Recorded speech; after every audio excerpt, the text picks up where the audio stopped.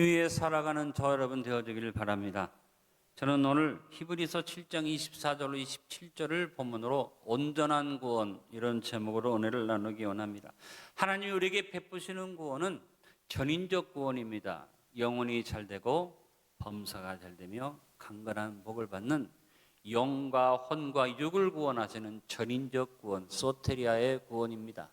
또한 하나님이 나에게 베푸시는 은혜는 온전한 구원입니다. 과거로부터의 구원, 현재로부터의 구원, 더불어 앞으로 되어질 모든 일에 대한 구원, 내가 지은 모든 죄에 대한 속죄와 구원, 오늘 내가 잘못하고 범죄하는 것들을 주님이 속죄하고 구원해 주시는 구원, 그리고 앞으로 내가 지을 죄까지도 주님이 다 해결하시는 온전한 구원이 우리 예수님의 구원인 줄로 압니다.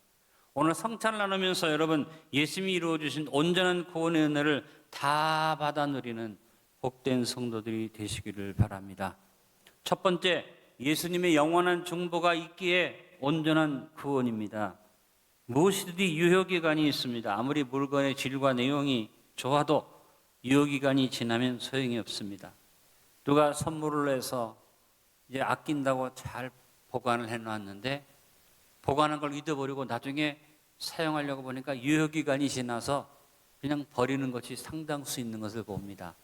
그래서 요즘은 좋은 게 들어오면 제일 먼저 뜯어서 그걸 먼저 먹든지 사용합니다. 왜? 놔두면 유효기간 지나면 사용도 못하니까. 오늘 당장 여러분 집에 가셔가지고 유효기간 확인하시고 좋은 것은 빨리 먹어 치우시기를 바랍니다. 여러분도 아마 저와 같을 거예요. 좋다고 다 넣어놨는데 유효기간이 지나서 나중에 못 쓰게 되는 경우가 있습니다. 유효기간이 보장돼야만 안심하고 물건을 사지요. 저는 물건을 사면서 유효기간을 잘 보지 않고 사다 보니까 우유를 사와라 해서 우유를 사갔는데 보니까 유효기간이 이틀 남은 걸 사가서 되게 혼났습니다. 하여튼 물건 살 때 유효기간이 중요한데요. 그런데 여러분, 오늘 말씀해 보니까 예수님이 베푸신 구원은 유효기간이 어느 정도입니까? 영원하다. 예수님 베푸신 구원은 유효기간이 없습니다. 우리 예수님은 바로 영원한 하나님이시기 때문입니다. 그래서 오늘 본문 24절에 말합니다. 따라합니다. 예수는 영원히 계심으로. 여러분, 어떤 직분이든지 임기가 있습니다. 우리나라의 최고의 직분이 대통령인데 대단한 권세지만 천년만년 대통령의 자리에 있는 게 아닙니다. 임기가 지나면 권세는 끝납니다. 그래서 권세 있을 때 뭘 생각해야지 됩니까? 명예를 생각해야지 됩니다. 참 안타까운 것은 많은 분들이 권세 있는 자리에 권세를 막 부리는데 그 다음을 잘 생각하지 않는 것 같아요. 그래서 우리나라도 각종 이 모든 대통령들이 어떻게 됐습니까? 권세는 잘 부렸는데 명예를 생각하지 않다 보니까 어떻든 간에 감옥에 들어간 대통령만 해도 거의 반 이상이 감옥에 갔다 왔습니다. 참 안타까운 일입니다. 여러분, 이와 같이 사람의 직분은 임기가 있고 기한이 있습니다. 제가 안디옥 교회를 담임하고 37년째 목회하지만 저의 이 직책도 기간이 있지 않습니까? 우리 교단 헌법에는 담임 목사의 은퇴 기간이 정해져 있지 않습니다. 그래서 우리는 성도가 원하고 담임 목사가 원하면 죽을 때까지 그 교회를 목회해도 그걸 가지고 말하지 않는다. 이것이 우리 교단의 헌법 정신인데 제가 이 얘기를 하니까 여러분 눈빛이 변하는 것 같아. 왜? 저 양반이 이제 그만둘 때도 됐는데 평생 해먹겠다는 거구나 하고 오해는 하지 마세요. 제가 요즘 많이 고민하고 있습니다. 왜? 내가 우리 교단 헌법은 그렇게 있어도 저도 양심이 있고 또 여러분도 얼마나 힘드시겠어요. 제가 요즘 기도는 뭐냐면 하나님, 제가 이제 조용히 물러날 때를 잘 구분해서 준비하게 해주십시오. 많이 기도하고 여러분도 많이 기도해 주시고, 그래서 모든 직분에는 임기가 있어요. 그런데 우리 예수님의 직분은 임기가 없습니다. 그 임기가 영원합니다. 오늘 24절에 그 제사장 직분도 갈리지 아니하느니라. 여러분, 그런데 여러분, 중요한 건 뭐냐? 임기가 없어서 오래 있어도 있으나 마나한 지도자가 있으면 큰 문제가 되고, 잘못 다스리는 사람이 오래 있으면 자신도 망하고 나라도 망하지 않겠어요? 제가 담임 목사로서 부족한 사람이 계속 목회하겠다고 하면 저도 망하고 성도들은 병들고 이거 참 중요한 문제입니다. 그런데 우리 예수님은 직분이 갈리지 않는데 그 직분이 갈리지 않는 예수님이 계속 그 직분을 맡으심으로 인해서 우리에게 엄청난 축복이 주어진다고 오늘 말합니다. 25절에 그러므로 자기를 힘입어 하나님께 나아가는 자들을 온전히 구원하실 수 있으니 이는 그가 항상 살아계셔서 그들을 위하여 간구하심이라. 예수님이 직분이 갈리지 않고 영원히 우리를 지배하고 다스리시는데 그분이 항상 살아계셔서 우리를 위해서 기도하고 계시는데 그 기도하시는 위치가 겟세마네 동산이 아니고 가끔 기도했던 기도의 자리가 아니라 예수님이 기도하시는 위치가 하늘보다 우편이다. 로마서 8장 34절에 누가 정죄하리요?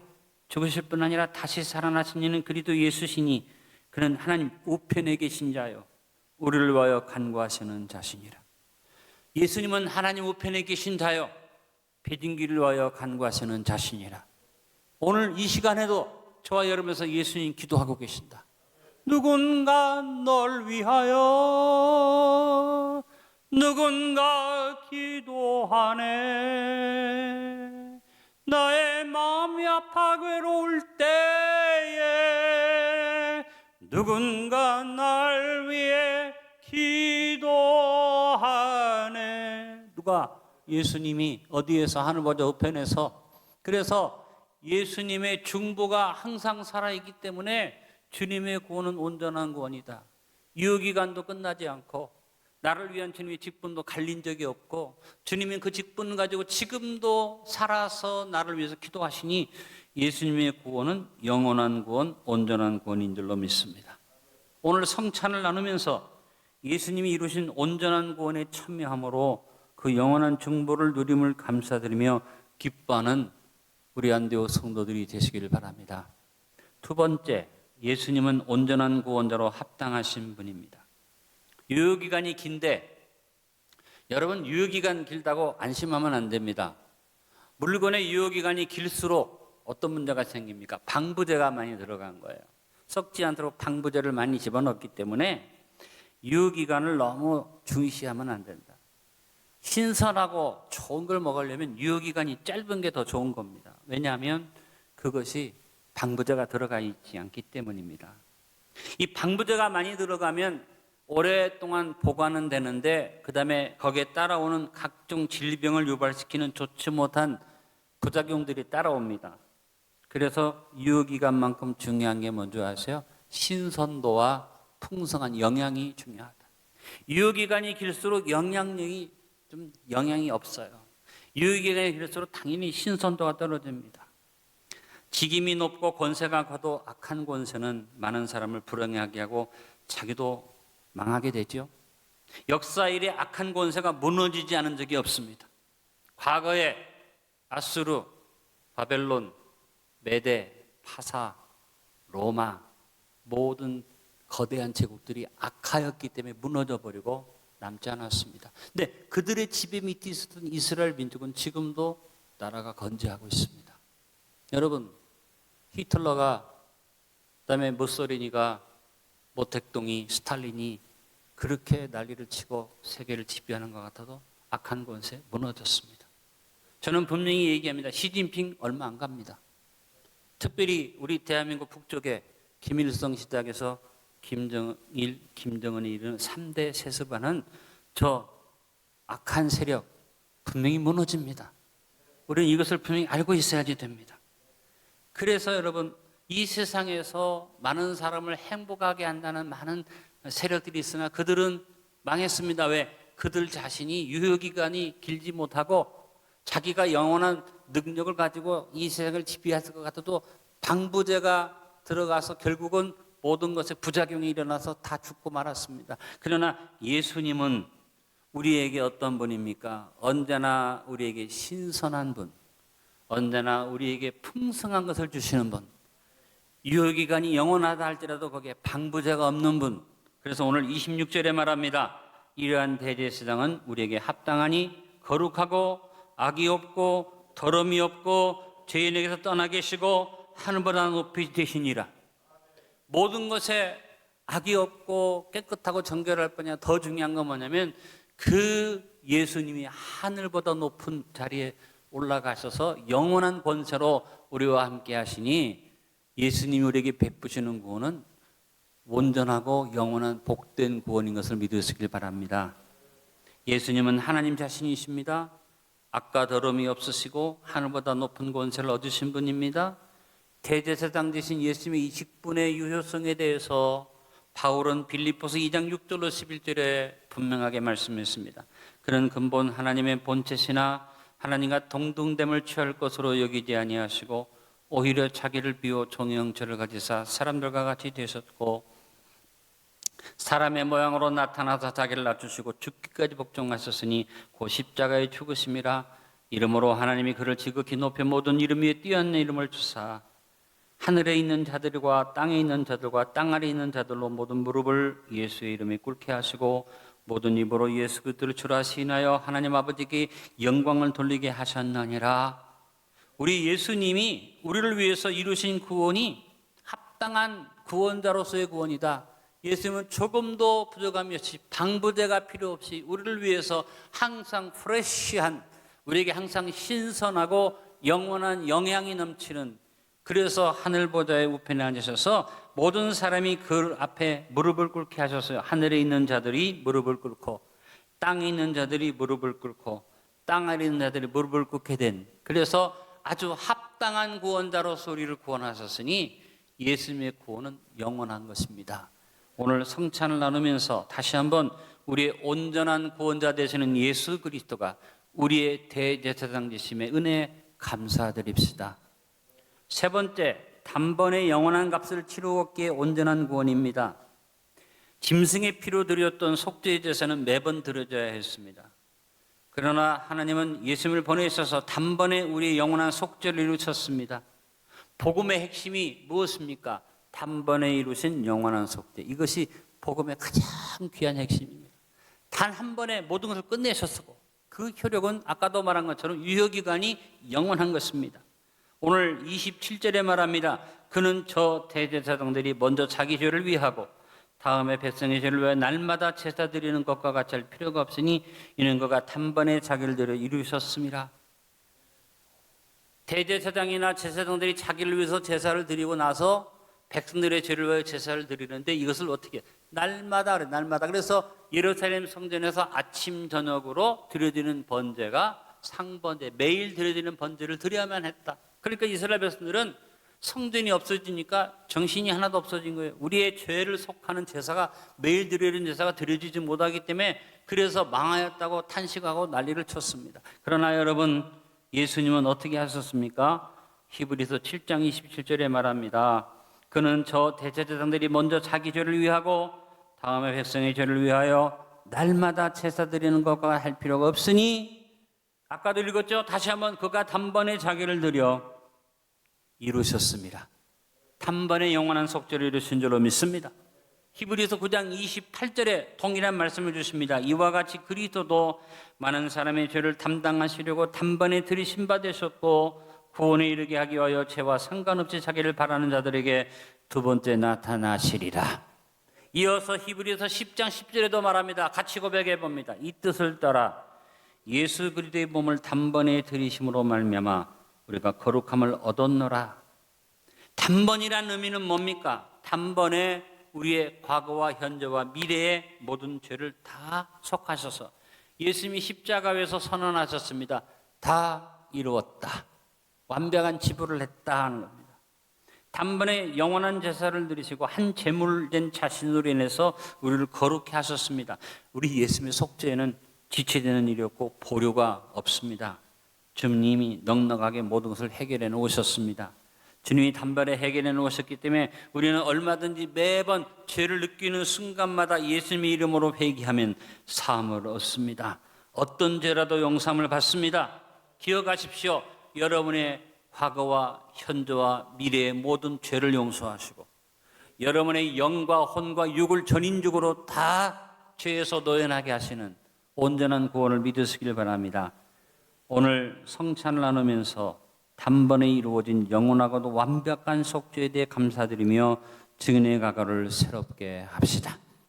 네 번째는 예수님의 보배로운 피가 온전한 구원의 값입니다. 무엇이든지 값이 분명하게 치러지지 않으면 그 가치가 떨어집니다. 좋은 물건이 10만 원짜리인데 3만 원 한다. 뿅 가가지고 10만 원짜리가 3만 원 한다고 특히 우리 여성분들은 세일하면 난리를 치는데 여러분 장사하는 사람이 바보입니까? 3만 원 할 만하니까 3만 원 해주는 거예요. 여러분 너무나 세일 좋아하지 마세요. 세일한다고 쫓아가서 막 사는데 사서 써보면 알아요. 짐 정품보다 못한 게 세일 제품 따로 만들어서 팔아먹어요. 거기에 넘어가지 않기를 간절히 바랍니다. 자, 따라합니다. 10만 원짜리가 3만 원 하는 것은 그 가치가 3만 원 하기 때문이다. 여러분이 장사꾼이 돼보세요. 10만 원짜리를 미쳤습니까? 3만 원에 팔게? 10만 원짜리를 3만 원에 팔아주는 것은 3만 원이라도 가치가 그것뿐이 안 되기 때문이고, 목사님 이거 10만 원짜리 진짜 정품을 세일로 샀어요. 그래요. 근데 장사꾼 입장에서 볼 때는 그거 안 팔리면 제로. 그냥 제로 될 바야 3만 원에 받겠다고 파는 거니까 너무 세일을 좋아하지 말고 세일에 괜히 눈 돌리지 말자. 제대로 값을 치르고 사자. 저도 물건을 사봐서 알아요. 양복 특히 입어보면요. 10만 원짜리 양복 많이 사 입어봤습니다. 입을 때는 괜찮아요. 그 해는 괜찮은데 그 다음에 입으려고 그러면 이거 좋지 않구나. 근데 누가 선물을 해줘서 저도 진짜 평생에 한 2번 서울에 제일 좋은 양복점에서 양복을 맞춰본 적이 있습니다. 한 번은 우리 조 목사님이 선물을 주셨고, 한 번은 우리 어머니가 돈을 모아가지고 우리 배 목사다 한번 좋은 양복 한번 입어봐라 해서 딱 2번 해봤는데 그 양복은 지금도 있습니다. 10몇 년이 지나도. 근데 지금 지난 다음에 입고 나가도 보는 분들이 그 양복 어디서 났습니까? 아주 보아 보이는. 제가 깨달은 게 뭐냐면 이 가치가 다르구나. 값이 다르구나. 이 값에 따라 가치가 다르다는 것을 느낍니다. 그렇다고 우리 남성 여러분 또 사랑하는 부인들한테 나도 배 목사님 말한 그런 양복을 좀 해달라고 졸르면 제가 큰일 나고 저한테 전화해서 그 양복점이 어딘가 물어보는 일이 없기를 바랍니다. 여러분, 예수님이 우리에게 치러 주신 가치가 어떤 값입니까? 주님이 주신 보혈. 그 값은 가치가 영원합니다. 그 가치는 값으로 계산할 수가 없습니다. 중요한 건 뭐냐면 아무리 값을 치러도 그 값에 딱 맞는 값을 치러야지 돼요. 그래서 여러분 우리가 값을 치르는데 가서 물건 사면서 사람들이 제일 좋아하는 것 가치가 뭐예요? 캐시, 현찰. 현찰 내면 좀 깎아주기도 해. 크레딧 카드를 옛날엔 별로 안 좋아해서 요즘은 뭐 됐으니까 그냥 하죠. 수표 그런 것보다 캐시를 원하는데 예수님의 보배로운 피는 캐시처럼 현장에서 당장에 지불되어진 예수님의 피값입니다. 그 피값은 완벽하게 치루어졌기 때문에 지금도 현장에 있는 캐시처럼 사용하는 것이 예수님의 보배로운 피의 효력인 줄로 믿습니다. 죄는 그 값으로 생명을 요구합니다. 이건 인류의 모든 제사에 나타납니다. 어떤 우상의 제사에도 피의 제사가 드려져야만 온전했기 때문에 이방인의 제사도 짐승의 피를 드렸습니다. 이 세상의 종교의 제사 가운데 피가 없는 제사는 없습니다. 그것은 무엇입니까? 죄는 생명을 요구한다는 겁니다. 죄의 삭은 사망이라는 겁니다. 그런데 이 세상 종교는 의미를 잘 설명할 수 없어요. 왜 피의 제사를 드리는지 뚜렷한 의미 해석이 없습니다. 그러나 성경은 분명하게 피의 제사가 왜 필요한지를 말씀하고 있습니다. 레위기 17장 11절에 육체의 생명은 피에 있습니다. 내가 이 피를 너희에게 주어 제단에 뿌려 너희의 생명을 위하여 속죄하게 하였나니 생명이 피에 있으므로 피가 죄를 속하느니라. 성경이 분명히 말씀하셨고, 그래서 구약의 모든 제사는 짐승의 피가 제물로 드려졌는데, 그러나 짐승의 피는 우리 죄를 온전하게 씻지 못합니다. 매일매일 제사를 드려야 했습니다. 그래서 하나님께서 우리의 속죄와 구원을 위해 하나님 자신이 육신으로 이 땅에 오셔서 저와 여러분의 죄를 속하시기 위해 자신의 피를 뿌리고 생명을 주셨습니다.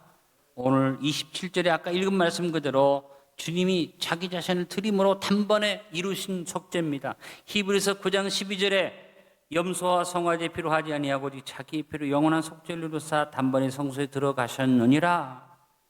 여러분, 히브리서 9장 12절에 뚜렷하게 말합니다. 영원한 속죄를 이루사 어떻게? 단번에 성소에 들어가셨다고 말합니다.